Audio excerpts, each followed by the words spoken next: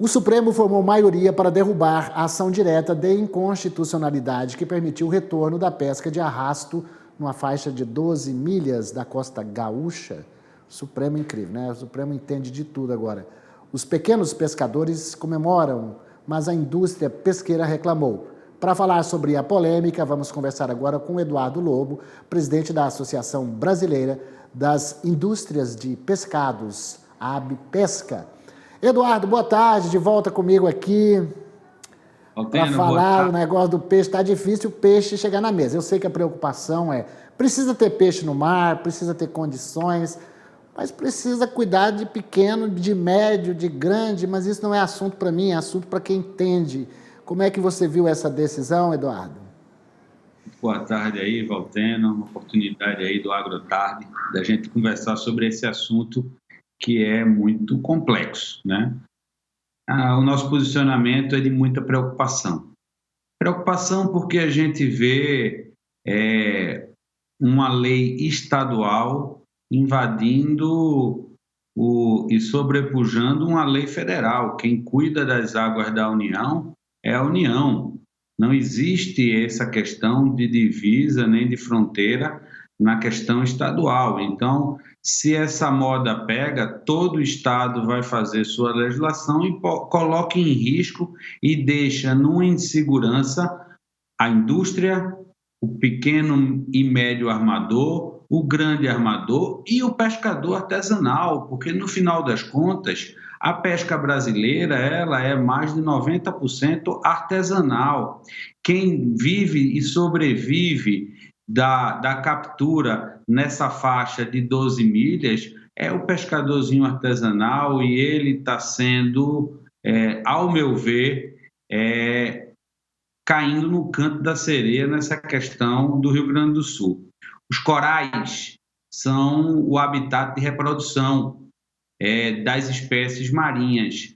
Mas nessa faixa de 12 milhas no Rio Grande do Sul, não é uma faixa de coral, é uma faixa livre, é uma faixa onde os peixes migratórios, eles passam. Então, o arrasto nessa região, ela não coloca em risco sustentabilidade nem o meio ambiente. Muito pelo contrário, ela é fonte de sobrevivência do pescador artesanal e de todas as indústrias que estão no Rio Grande do Sul, em Santa Catarina, em São Paulo, no Rio de Janeiro, que dependem de espécies que são capturadas naquela região. E o pior, se a gente não capturar nessa região, quem vai capturar vai ser o Uruguai, vai ser a Argentina, vão ser outros países, porque peixe migratório ele não tem casa, ele tem passagem. Então, preocupa, a gente respeita as decisões, mas a gente se preocupa porque a gente acha que podia ter havido um debate maior e existem maneiras de mitigar o arrasto e melhorar tecnicamente para que ele seja menos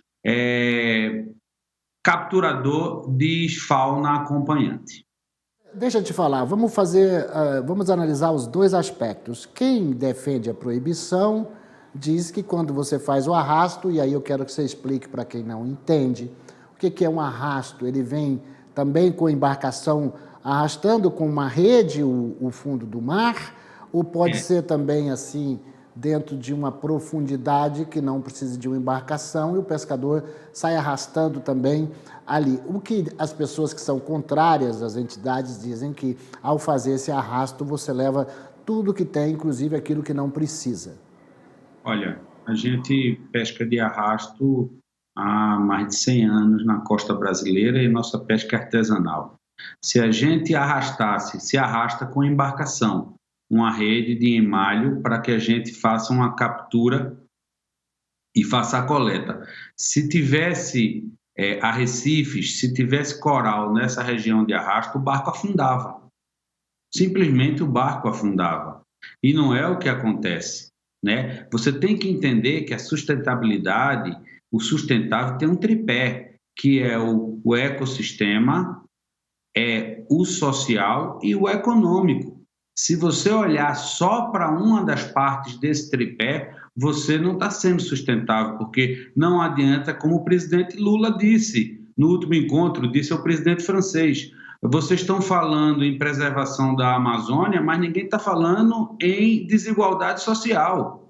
Não adianta querer fazer uma medida arbitrária, ao meu ver, com todo respeito, e não olhar o econômico e o social. A desigualdade está aí. E que adianta? E o povo está passando fome. A gente não pode, num momento desse, trabalhar para diminuir a geração de emprego e renda. A gente não pode colocar em risco a quantidade de indústrias que dependem do pescado capturado nessa região. Existe técnica, existe ciência para a gente, num emalho, utilizar malhas maiores, utilizar artifícios que a gente permita não capturar tartaruga, não capturar fauna acompanhante. Agora, simplesmente o Estado chegar e dizer aqui ninguém pesca mais, acho, no mínimo, perigoso para todos.